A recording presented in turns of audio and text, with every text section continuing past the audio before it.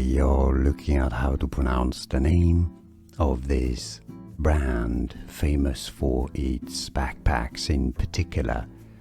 So let's hear it from the brand itself. You can see this is their YouTube channel from the brand itself. Let's hear it. Hey guys, it's Jason. I'm a senior product developer at JanSport, and today I'm going to walk you. You've heard it.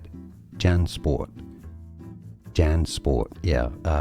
So it could be said JanSport.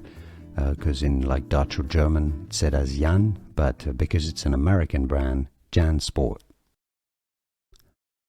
We are looking at how to pronounce the name of this brand famous for its backpacks in particular. So let's hear it from the brand itself. You can see this is their YouTube channel from the brand itself. Let's hear it. Hey guys, it's Jason. I'm a senior product developer at JanSport, and today I'm going to walk you. You've heard it. JanSport. JanSport. Yeah. So it could be said JanSport because in like Dutch or German it's said as Jan, but because it's an American brand, JanSport. Here are more videos on how to pronounce more confusing words and names too many mispronounced. Like this video if you found it useful. I appreciate your support. I'll see you soon and thanks for watching.